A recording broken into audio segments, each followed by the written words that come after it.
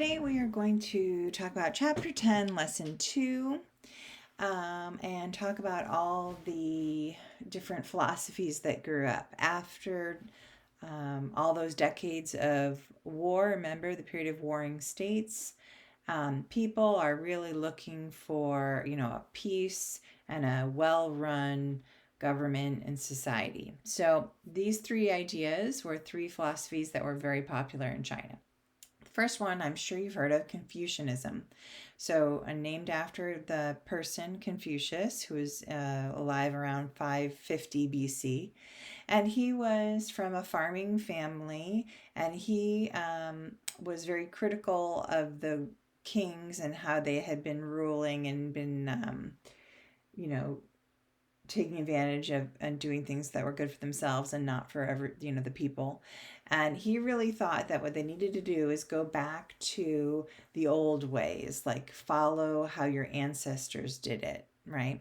And so a lot of that was that everyone should do their duty. If everyone tries hard to do what they're supposed to do, it will make sure that things are well run and good. So, for example, um, you know, depends on your situation. If you're a parent, your duty is to love your children and take care of your children. Children, your job is to respect your parents. Wives at the time were supposed to obey their husbands. Rulers, you were supposed to set like a good example of how to, live well and then rule justly. Okay, so if everyone did those things, then there would be happiness and good things. And you're was supposed to put your the family or the community above what you want, right? Put their needs ahead of yourself. All right. And he also thought you should behave moderately. And that's an idea we've talked about before. Keep your promises, honor traditions, and respect the elderly. So a lot of those things come up um, in Confucianism. The other thing is he really thought that along with those things, you should really seek to increase your own knowledge. So education is very foundational and important in Confucianism. He thought that you should treat others as you'd want to be treated. So a lot of people call that now the golden rule, right? I'm sure your parents might have talked to you about that, right? And based on all this, he also was saying that he thought that government jobs should be given to people who actually, earn them, who have the good ability and based on their merit, not on, their noble birth. Remember, we talked last time about how, the powerful jobs are just handed down from father to son and stay in the same family. And of course, that could lead to people who are not qualified to do those things. And he thought you should, make sure people are actually qualified. So in later years, it wasn't very popular during his time because the aristocrats had such a firm hold. But over time, as his ideas grow, later rulers do put things into effect.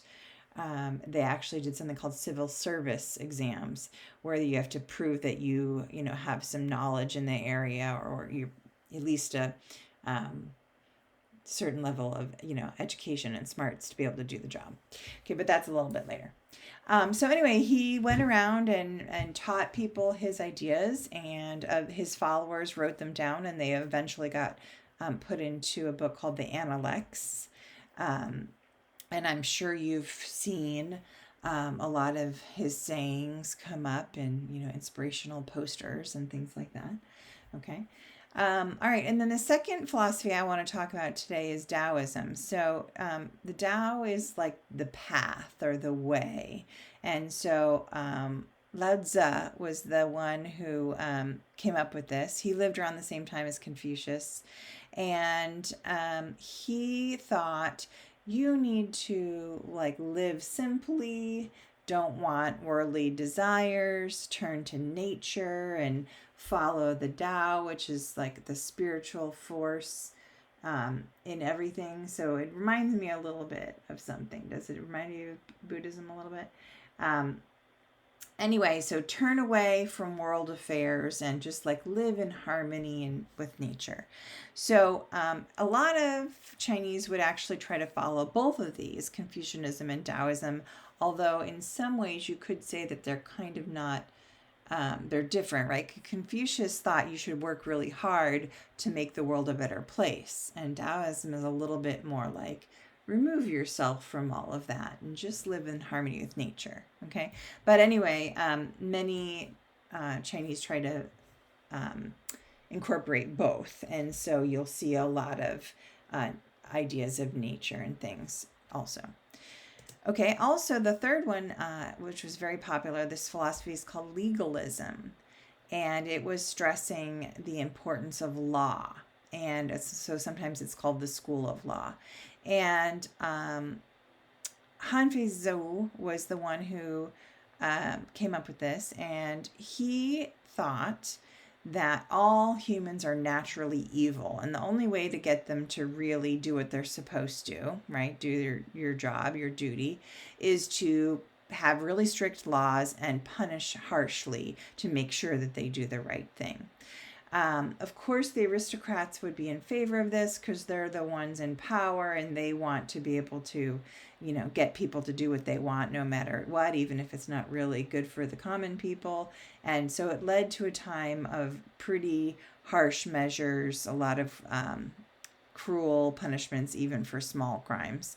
So things got a little out of control during this time. Okay. All right, and then I want to talk about social classes. There are 4 major social classes in ancient China. So the aristocrats are the wealthy, right? And they're the ones who go and they live on those large estates with the courtyards and gardens and tiled roofs, and they have walls protecting them from the bandits. And of course, they have, since they're wealthy, like nice furniture and things like that. The thing is, as we've talked about, things get passed down in these families. So when the father dies, the land would be divided evenly amongst all the men in the family, the male heirs, all his sons. And that's all well and good, but as you can imagine, if you keep that going, eventually the pieces of land are going to get smaller and smaller, right? Even though they were quite large in the beginning. So remember that, because we're going to talk about that later. All right, and then the farmers are the next social class. They're actually the biggest. About 9 out of 10 Chinese people were farmers. So they are going to live more in the rural villages. They would work the fields that were owned by the aristocrats, and they would pay a rent by, giving a portion of the crops, like we've talked about before. In the northern part of China, it would be wheat and millet they would grow mostly, and in the southern part, of course, where it's a warmer and wetter climate, they could grow rice.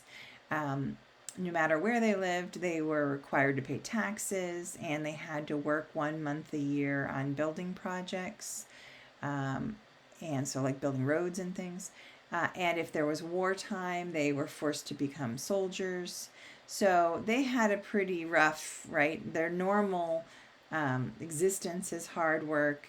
It's hard to avoid like famine and floods, right? And normally, plus you have to do all these other requirements. So that was kind of a hard lifestyle. Then we have the artisans, which we've talked about artisans before, right? They would, especially the Zhou, made iron tools and weapons and silk, and we talked about, right, the jade and bronze. So they were quite skilled. Usually you would pass those skills, you'd teach your son. So it would be passed on, that knowledge of how to do that. And then the merchants. The merchants probably lived in town, right? Because they're shopkeepers or bankers or traders. And some of them did get quite wealthy, right? Banking and trading. But yet they were not very respected. And the reason for that is if you think of Chinese culture and how you're supposed to be doing things for like the good of others, right? Well, this class was seen as just trying to make money for themselves. And it didn't seem like a respectable job to the Chinese because you weren't doing, at least artisans, right, or making things for the people. And so because they were not thought of as well and like trusted. They were barred from government jobs. They were not allowed to have them. Okay, and then in general, we often talk about the different family life in the different cultures. So since so many are farmers, they do have a lot of children to help with all of the work. Even young children would go help out in the fields. And because of the society, they thought it was very important that you take care of the people who need your help, like the old elderly people, or the very young, or the sick. And so this is the idea of filial piety, which is something that's still actually true in China and other Asian countries today, that the children are taught to respect and obey their parents. And the idea is they're supposed to make sure that they take care of them when they get older. Okay. Right. The idea is that they took care of you when you were a child, so then you have that respect to give back when they're older. Also, in this time period, right, of course, it's male dominated. It was thought that the men did the more important jobs, right, running the government and even like the hard work of the farming. And so they got more respect. The women, your job is to raise the children and take care of the kids' education and run the household, but you were not seen as quite as important in society, unfortunately. So you did not get the same respect that the men did.